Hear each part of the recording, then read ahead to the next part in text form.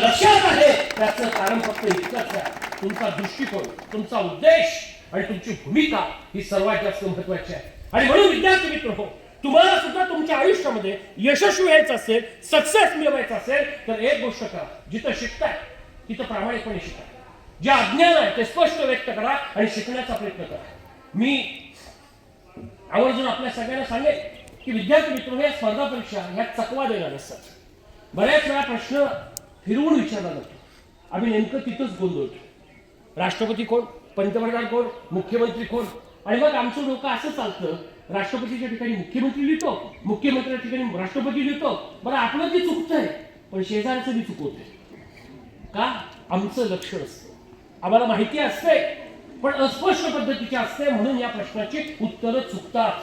मी नेहमी सांगतो, स्पर्धा परीक्षेचा अभ्यास करणाऱ्या मुलाला झोपेत जरी विचारलं तरी त्या प्रश्नाचं उत्तर माहिती पाहिजे, इतका अभ्यास तुमच्याकडे पाहिजे. काही काही विद्यार्थी 18 तास अभ्यास करतात आणि ती मुलं यशस्वी होतात. तसं तुम्हाला तुमच्या आयुष्यामध्ये विद्यार्थी मित्र हो यशस्वी होणं गरजेचं आहे. मी नेहमी सांगतो की प्रत्येक विद्यार्थ्यानं त्याच्या जीवनामध्ये यशस्वी होण्यासाठी काय करायचं. 1, तुमची अभ्यासाची पद्धत. 2, तुमच्या अभ्यासाची खोली. 3, तुम्ही जी पुस्तकं रेफरन्स बुक म्हणून वापरताय त्या बुकच्या संदर्भात तुम्हाला नोट्स काढता आल्या पाहिजे.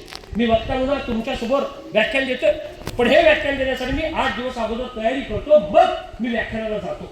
तसं तुम्हाला तुमच्या पोलीस भरतीची तयारी करत असताना नुसता तयारी करतोय म्हणून अजिबात चालणार नाही.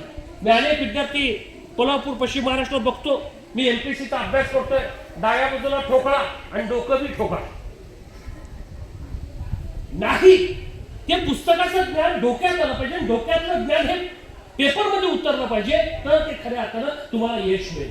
आणि म्हणून यश प्राप्त करायचं असेल तर विद्यार्थी मित्र सातत्य ठेवा. अनेक मुलं आहेत ज्या मुलांचं कौतुक वाटतं, एकाच वेळी 4 परीक्षा पास होतात आणि कुठलं स्वीकारायचं हा प्रश्न त्या विद्यार्थ्यांच्या समोर निर्माण होतो.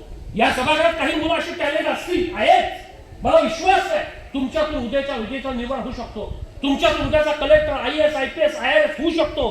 पोलीस म्हणून लागला आणि एसपी म्हणून निवृत्त झाला, अशा अनेक उदाहरणं आहेत. मी माझ्या डोळ्यानं पाहिलेत, ऐकलेत. आणि म्हणून विद्यार्थी मित्र जिथं पाय टेकताय, जिथं जाताय तिथं संधीचा शोध घ्या आणि स्वतःच्या आयुष्यामध्ये यशस्वी व्हा. संधी मिळत नाही. आज शासनाच्या अनेक भरत्या निघत आहेत, अनेक विद्यार्थ्यांना संधी मिळत आहे. आपण या संधीचा शोध घेतला पाहिजे. आज आमच्या भगिनी या परीक्षेच्या निमित्ताने या ठिकाणी उपस्थित आहेत, मला त्यांचंही कौतुक वाटतं. आज अनेक महिला स्वतःच्या कर्तृत्वाची स्वतःचं कर्तृत्व सिद्ध करून दाखवत आहेत. आणि सगळ्यात महत्वाचं, ज्या ज्या ठिकाणी मुली आहेत त्या त्या ठिकाणी चांगल्या पद्धतीचं काम करून या देशाला चांगल्या ठिकाणी पुढे नवी पिढी घडवण्याचं काम आमच्या भगिनी करत आहेत. ही खरं तर आनंदाची आणि अभिमानाची गोष्ट आहे. आणि म्हणून मला असं वाटतं की विद्यार्थी मित्र तुम्ही सुद्धा तुमच्या जीवनामध्ये एक उद्दिष्ट मिळवण्यासमोर ठेवून काम करा. मी 10वी आणि 12वीच्या विद्यार्थ्यांच्या संदर्भात सर पूर्वी महाराष्ट्राचा सेल्फी स्टिक घ्यायचं. म्हणजे मुलं सक्सेस का होतात, मुलं हुशार का होतात आणि मुलं अभ्यास कशी करतात. आता जी मुलं 10वी आणि 12वीला मेरिट मध्ये येतात, जी मुलं नीट, जी IIT, जी मुलं UPSC किंवा कॉम्प्युटर सायन्सला जातात, त्या मुलांना मी साधा बेसिक प्रश्न विचारायचो की तुमच्या यशाचं गमक काय. त्या मुलांचं उत्तर एकच असायचं की सर परीक्षा जवळ येऊन आम्ही अभ्यास करत नव्हतो, डे फर्स्ट पासून आम्ही अभ्यास करायचो म्हणून आम्हाला यश मिळायचं. 8 तास शाळा, 2 तास वाचन, 1 तास लेखन आणि 1 तास पाठांतर, 4 तास स्वतःसाठी दिले तर तुम्हाला काही म्हणजे 4 तास रोज, 5 तास रोज जर तुम्ही अभ्यासासाठी दिला तर निश्चितपणे तुम्हाला सक्सेस भेटू शकतो. फक्त त्याचं प्लॅनिंग हे प्रत्येक विद्यार्थ्याच्या समोर पाहिजे. आणि म्हणून मी विद्यार्थी मित्र